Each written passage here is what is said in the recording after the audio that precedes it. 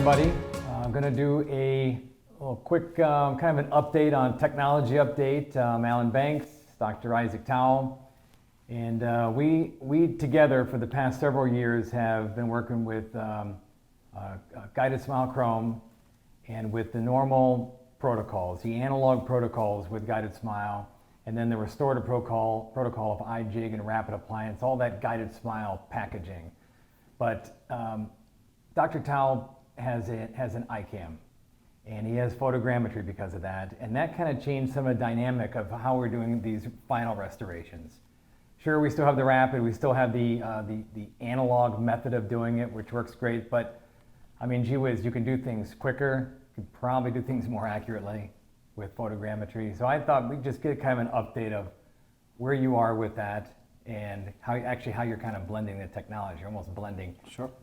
iJIG with photogrammetry. Absolutely. Yeah. I think it's great to have many different options as to the way you're going to treat cases. As you mentioned earlier when we were working on something today, it's Maslow's law. If all you have is a hammer, everything looks like a nail.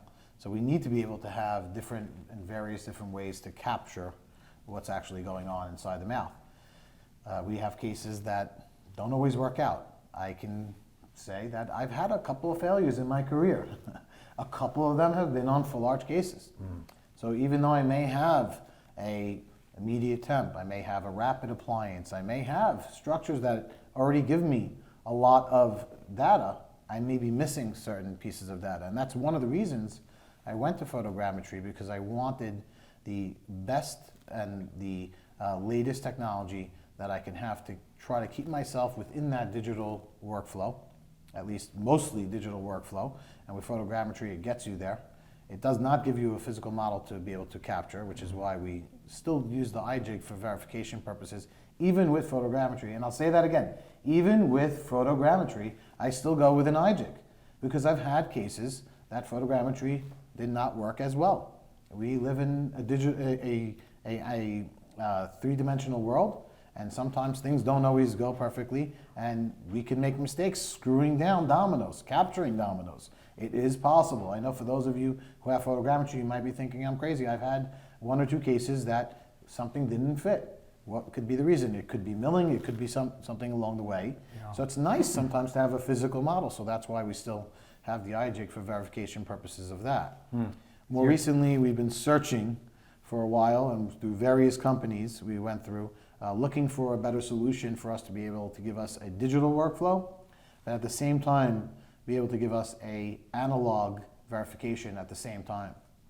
Obviously we can do that with a extraoral scanner. If we want to use a three-dimensional scanner to scan our prosthetic with analogs on it, that's great. If you have a prosthetic. Kind of like a lab process. A lab process, yeah. Exactly, which you could do, but you also have to have a temporary in those cases.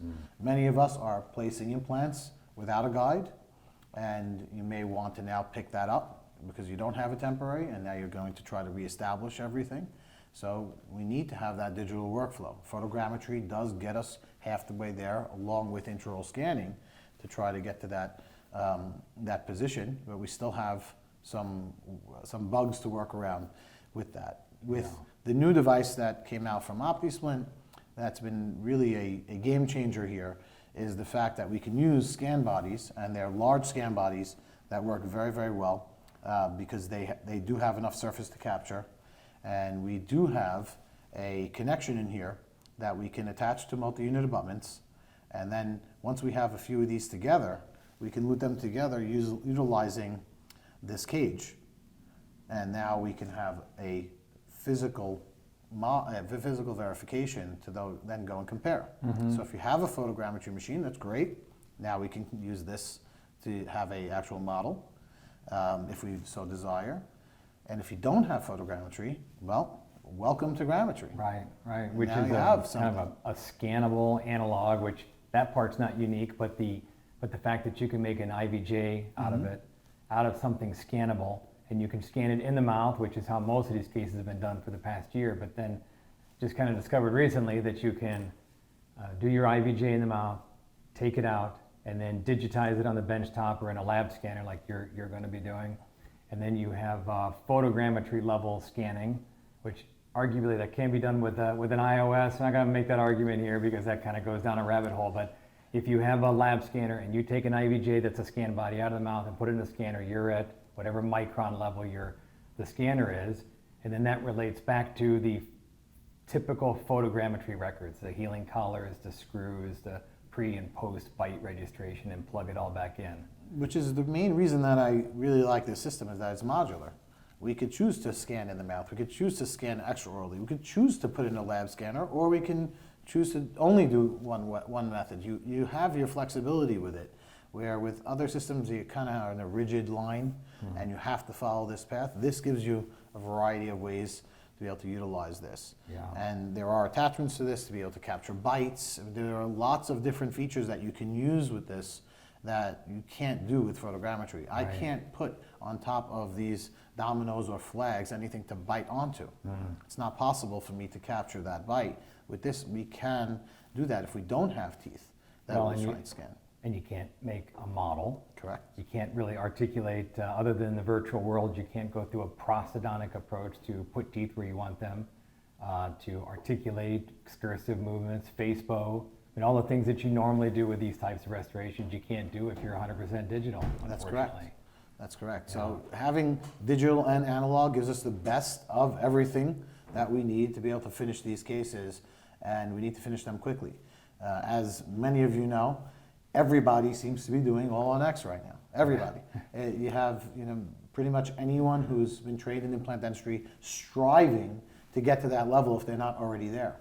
And if we are trying to be competitive on pricing, how can we see somebody for 4, 5, 6 visits and still maintain profitability in our office?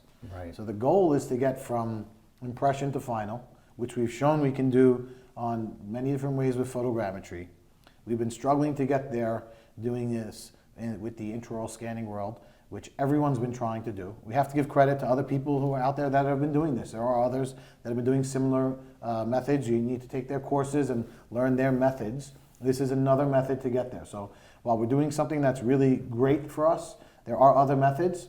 What's unique about this one is that it does give you both that digital and the analog, which some of these others don't. Yeah. So we have that flexibility for that, and we can go straight from either impression to printed try-in if you'd like, impression to final, as we did on last few cases, with extreme accuracy. Well, and what have you been doing? The last few cases, you've taken both records. Correct. So you can do a comparison, doing an analog grammetry method, doing a IVJ in the mouth, taking it out and scanning it, actually scanning it in the mouth. Correct. Instead of, we're going to move towards extraoral. Extraoral is the ultimate goal. But intraoral is the first few. and then we may capture both too, because what's nice about this is you can still capture a lot of the tissue in these types of cases, because we're only cutting out the lingual or palatal side. Right. So we can still match up the tissue with this as well. So we can have many different ways to be able to, the modular ability of this is what makes it really unique. Yeah. And the other feature is, photogrammetry is quite expensive right now. It seems to be going up and up in price, and it's still, to me, the standard of which we are going to measure against, because we want to be able to match that accuracy. And what we've been finding is we have an affordable solution to photogrammetry.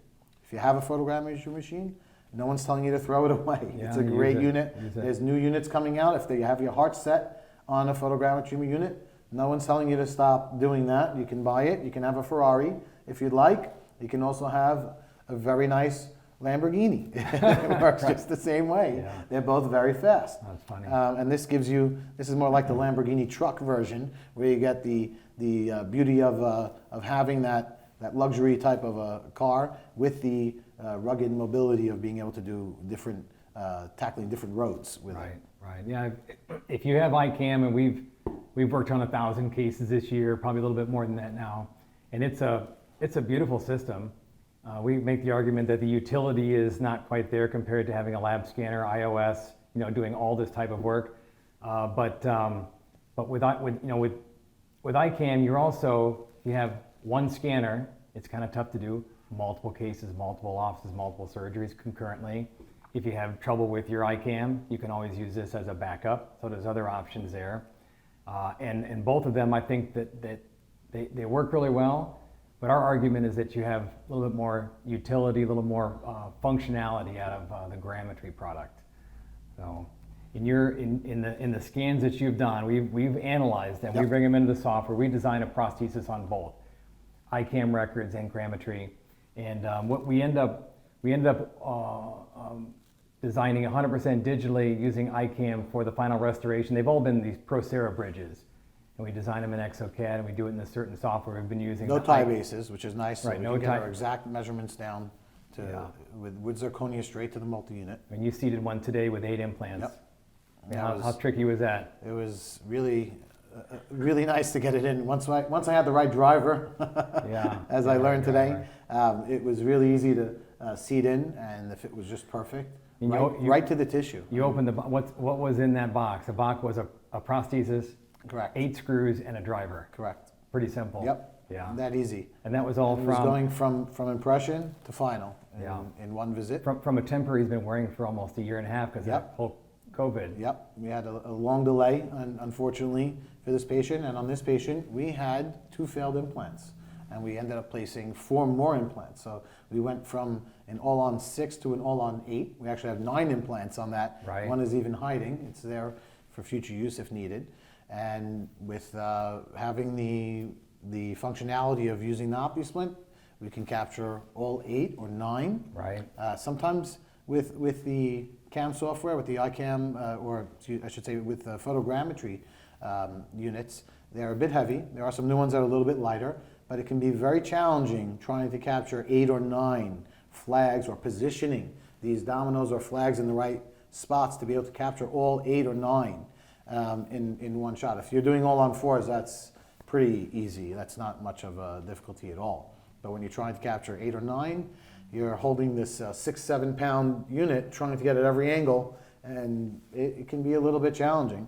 With this, we screw it on, we lute it together, we can scan. There's no interruption between each implant because there's a path to keep following, as others have set the pace for. Again, that has to be given credit to the other predecessors that have come up with that idea to be able to connect scan bodies together. And this does a very nice job of being able to continue that continuous scan and still giving you the flexibility to bring it easily into other softwares. Because in it's open also a architecture. scan body. Because it's also a scan body, and we can bring it into structures like ExoCAD and 3Shape, and we're able to go ahead and go either to that printed try-in or to that final, even in cases where maybe things didn't go as planned initially. Yeah. So probably I'm guessing what's next for you is probably not do as many iJIGs and rapid appliances when you come out of these guided smile cases, but probably to use a digital workflow. We're going to be doing fully digital. We'll always be doing something for comparison, because my goal is to publish this, to have some articles about how the accuracy is comparatively, and we're going to use photogrammetry. We've been using photogrammetry as our standard. I think that's the undisputed champion at the moment in terms of accuracy of position of implants, but we still have that crux of not having the ability to scan tissue with photogrammetry, and this is giving us the best of both worlds. So we'll use that for our accuracy of implant placement comparison-wise, but we'll use the photogrammetry to actually make the structures, because that's giving me the tissue, which I don't have coming from the photogrammetry, unfortunately. Yeah. So probably moving forward, I mean, right now we know that photogrammetry is good for zirconia for immediate surgeries. But grammetry has proven itself for immediate surgeries. We've done a bunch. It's just bang on accurate for printing in office on the same day of surgery. We're going to start doing some testing on using it in a lab scanner, which we know it's going to work. That's how we make all of our cases anyway.